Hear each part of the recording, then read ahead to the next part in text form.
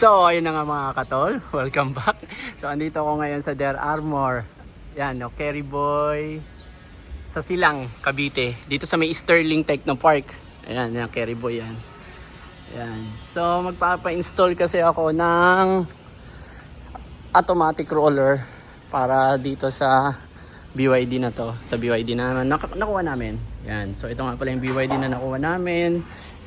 Hindi ko na na-videohan nito. So, ayan yun.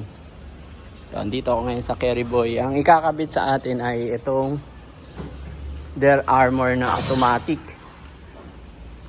Yan. Ito yun. Yan. So, ang maganda dito kay Der Armour, tsaka sa mga nag-i-install, kabisado na nila yung BYD. Kasi itong BYD na to ay bago pa lang sa market. Diba? So, ngayon, yung maganda yun. Ang maganda pa rito, hindi mo na kailangan tanggalin tong roller bar. Ayan. So, kabisado na nila. Diba? And then, itong Der Armour na tong auto truck na to, pwede rin maging manual.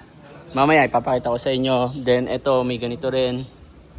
Kaya lang ito, ay hindi na nila papaganahin kasi nakarekta nga pala sa battery to. So, kahit patay ang engine ninyo o patay ang makina ninyo, ay gagana pa rin ito kasi nakarekta sa battery. Yan. Sa labas yan eh. So, balikan ko kayo mga katol yan. Tinanggal muna nila. Pero ibabalik din nila yan mamaya. So, ayan. Dito lang yan, Kerry Boy sa Silang, Der Armour. Malapit na kasi kami dito. So, ito yung BYD. Ganda. Ganda rin ang black, no? Yung harness. Tapos yung mags niyan, ewan ko kung baka mamaya andyan na, mags and tires. Nakatipid niya ba? Bahala na. Alright, let's go. So, yun pala no mga katol. Ang Der Armour ay Australian brand siya. Yan. So, ang mga ka-level niya ay yung mga Hammer. Yan. So, Hammer, hindi ko alam ano ba siya, American brand ba siya? Hindi ako sure doon. Pero itong Der Armour ay Australian siya. Na dinala rito ni Kerry Boy. Yan. So, ang price pala nito ay 67,000 pag credit card. Pag cash ay 65,000. As of, ano ba ngayon? Ayan, March 27, 2026. Baka mamaya kasi napalo nyo itong video na to, isang taon na yung nakalipas. So, as of March 27, 2026 ay 67,000 siya. Pagka credit card. 65 pagka cash. So, yung mga katol, ganito pala yung gagawin nila. Para ma-retain pa natin tong roll bar na to. So, ganyan yung ginawa. So, magbubutas sila rito sila tatay. Yan. Si tatay ay matagal nang nagtatrabaho kay Kerry Boy.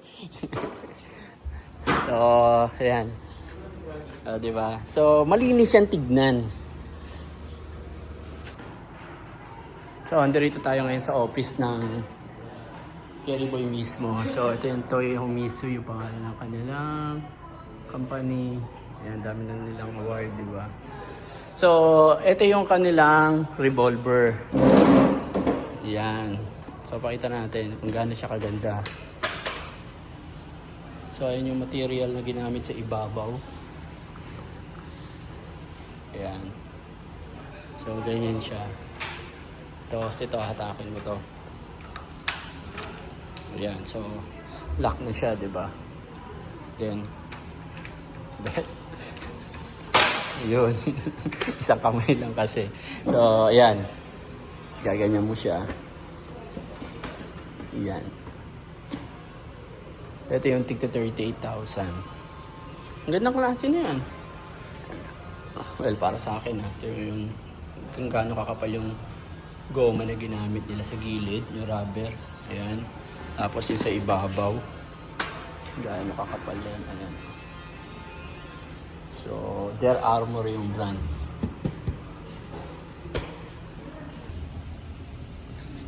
So, ayan si tatay. Oh. Talagang sukat na sukat yung ginagawa nila. Ayan, may metro pa yan. Talaga sinusukat nila kada inches. Ayan, oh. Diba? So, ganun sila gumawa. Kaganda. Diba? Dahil nasa ulang yan. Ayan na. Nakakabit na. Dalaglag niya tatay. Ayan. So, ang ginawa nila ay kinat nila to. Yan, so rubber lang din naman pala to sa roll bar.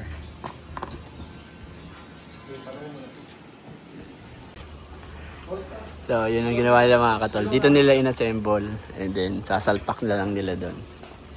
So, ayan.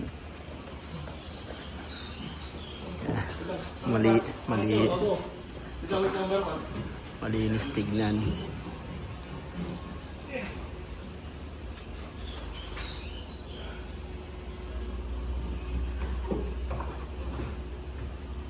Yun, oh.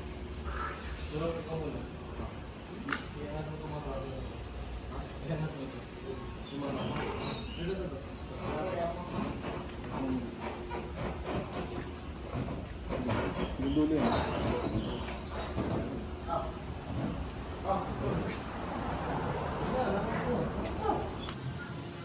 So, ito yung ginawa nila rito. Ito Nagdagdag ka ng fuse, kuya. sir, ilalagay ko pa lang dito. Ah, okay.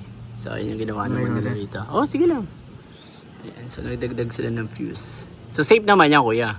Oh, syempre, safe yan. Yan. So, ito ay yung battery niya. Ito, sir. Ang liit eh, no? Ngayon sir. Battery na 12 volts yan. Yes sir. Oh, pero may extra battery pa to doon sa likod. Ngayon sir, yung nilagay namin, kunyari, ay gumana po nung ilaw, nung motor. Ngayon po, check nyo po yung fuse. Fuse. Oh, okay. I-reset. So, titingnan. So, ilang Mga ano ampere po, naman yan? 30 amperes po siya. 30 amperes. Okay. So, dapat may extra 30 ampere na. No, Pero no? wala namang case na nangyaring pumutok po yung fuse. So, 30 ampere. Malaki-laki na nga yung 30 ampere na yun. So, ayan yan. So, ayan. Yung sa ilaw, tinetesting. And then, ayan, nagka-close na siya. Automatic siya. Ayan. May manual mode din to. So, may lever lang doon sa ilalim. Mamaya, papakita ni Kuya yung manual mode. Ngayon sir, ito po, mag-open po tayo. Yung ilaw po, is mag-open na po. Tapos open din yung lid, no? Ay, yung cover. Then, tapos Kuya, turo mo nga yung manual mode. Kanina, hindi natin na-videoan. So, ito naman yung manual mode. May lever lang dun sa may right side. Ayan, no? Yan, yung level na yan. Tapos, ayan na, ima-manual mo na siya. So, pagka nag-lock yung engine, yung motor pala nito, so pwede mo siya i-manual mode. Ayun. May ginagawa lang dun si Kuya. Ayun. Ayan. Features nga, Okay, for safety features is, may ipit na gamit, ayan, pag may naipit, so hindi siya nagtutuloy. dito siyang tutok. So yun naman. So walang may ipit na daliri dyan. Wala na dyan. Ayan, Ayan. babangga, ayan. Yun. Tapos babalik. Huminto lang. Apo. Okay. Tapos ito, meron pang isa dito. Ito yung sinasabi ko. Pindutan. Yung pindutan sa labas. Yun, pwede rin siya dito. Pero the moment na may gamit kayo importante dyan, ay pasok na lang sa loob ng sasakyan. Kasi ito, gagana to kahit nakapatay ang makina nyo o nakalak tong sasakyan nyo dahil nakarekta siya sa battery. So yun yung mga katol. So tinuro sa akin ni Kuya kung ano yung gagawin ko doon para ma-deactivate ko lang yan. So meron dong wire na green, yung black, yung all black. Tanggalin ko muna sir ha. Oo. So ayan. Ano nakasulat sa wire, Kuya? Sir antenna. Antenna? Apo. Oh, so ayun yung wire na yun kung kakatol. Kailangan, Ayan po, tinanggal ko na. pag tinanggal yan, hindi nagagana to. Sige, pindot niya po. Wala na. Wala. Hindi na gana. Kailangan masyadong naka-zoom. Ayun. So wala. Okay, wala. Wala talaga. Tapos ito yung pinaka niya sir, receiver niya. Ito yung nandito sa loob yung receiver nito. Kaya ba't pero mo ko noon? T30, kahit ang ating receiver niya. T30, sakto. So ayun mga katol, meron din pala silang trifold. Si Del Armor. Okay. So ganito yung ano niya.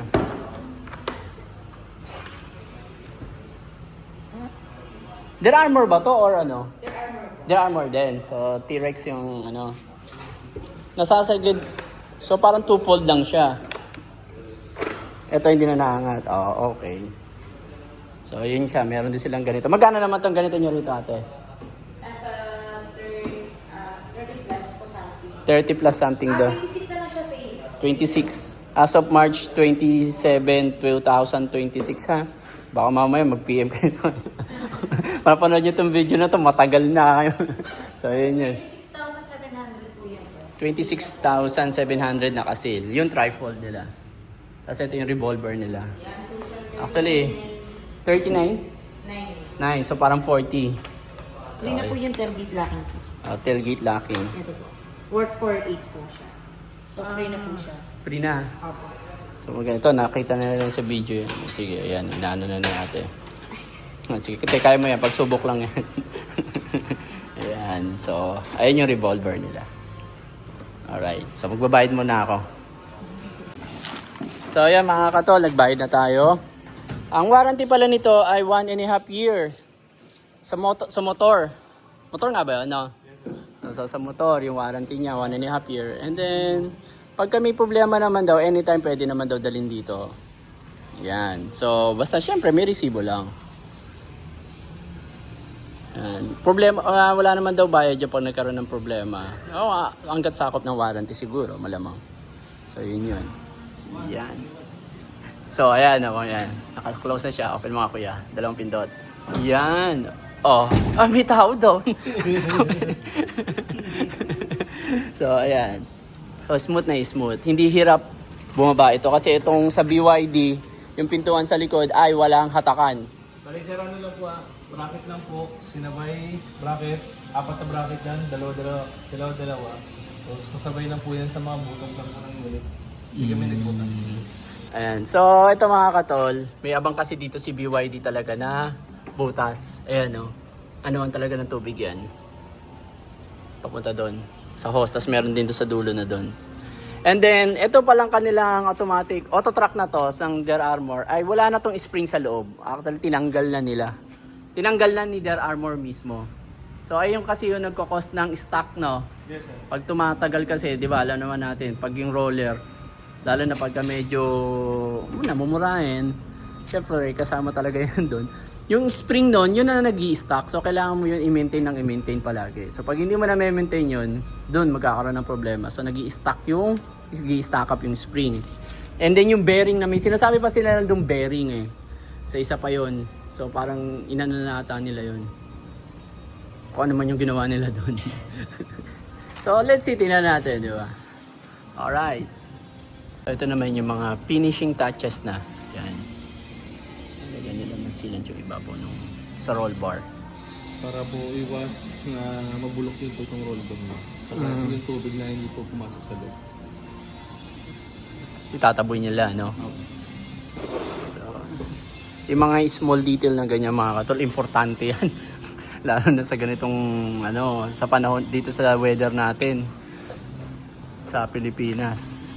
Oh, ayan. Hindi magpe-penetrate yung tubig na mapapasok doon. So, hindi siya, kahit pa paano may iwasan yung kalawang. Kasi kadalasan po, diyan po naiipon yung tubig. Kinakalawang po yung roll bar. Oh, so yun. Mahirap pagka mga katol kinalawang isang part ng inyong sasakyan dahil kakalat yun. Parang cancer yan. Yan ang cancer ng sasakyan, yung kalawang. Pag hindi na agapan yan.